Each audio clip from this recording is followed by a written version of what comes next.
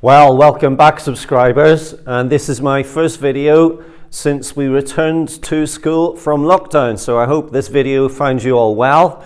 And I'm going to start to plug the gaps in my videos, starting with a video on the demand curve. So this comes right at the beginning of the GCSE course, and this is primarily for my students who are perhaps absent from school at the moment, and hopefully you'll be able to keep up with what we do during lessons.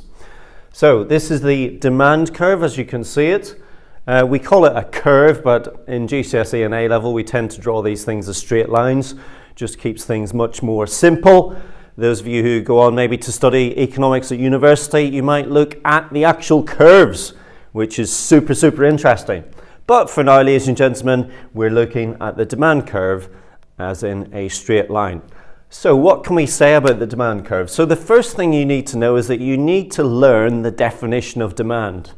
So demand refers specifically to the amount of goods and services that people are willing and able to buy at a given price over a given period of time. And you need to know that, you need to commit that to your memory banks.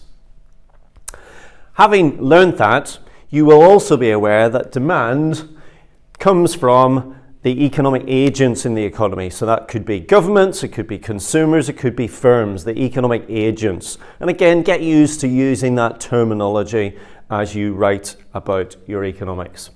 So here we have the demand curve. Slopes downwards, ladies and gentlemen, as you can see from top left to bottom right. And I hope that you're already thinking to yourselves, well, obviously, Jaco, that makes sense because whenever the price is high, the quantity demanded will be low, and whenever the price is low, the quantity demanded will be much higher. And so we draw that demand curve. We can draw that simply by joining the dots, as it were.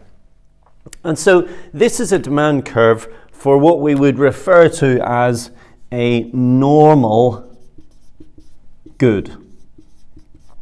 So for most normal goods, the demand curve will slope downwards from left to right. So in other words, as you drop the price, the quantity demanded will increase. So you will go from consuming we should label that really QA to QB. But if you raise the price from PB to PA, then the quantity demanded will fall from QB to QA. And I hope that you can see and understand how that makes sense, doesn't it? You and I, we want to consume things, and if they're cheaper, we're more likely to buy more of them. So that's the normal good scenario. Now in economics, and in the world, of course, there are goods for which this inverse relationship, ladies and gentlemen, let me just throw that one in there as well. So that's an inverse relationship between price and quantity. And what I mean by that, I mean as one rises, the other falls. As one falls, the other rises. So they're operating in the opposite direction. But there are other goods that we talk about in economics for which this relationship does not exist. So for example, we will talk about, and I'll maybe mention this in future videos, I'll not go into it in too much detail now, but we might talk about in economics inferior goods. So those are goods for which as the price falls, people will not increase their demand. And so they would be things which are, for example, going out of fashion and going out of date. So if you think of old Nokia mobile phones from the early noughties, the early 2000s, they're enormous, bulky things. And if you reduce the size of them, people aren't going to rush out and buy them because they want superior items like this iPhone. Other phones are available, like this iPhone, which I'm recording this video on. So those are inferior goods, whereas the iPhone would of course then be referred to as the more superior good.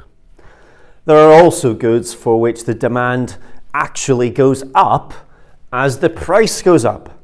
So that might be for things such as designer goods, jewelry, high fashion items, classic cars, all those types of things. Some goods with a certain kind of ostentatious appeal, a bit of a snob appeal.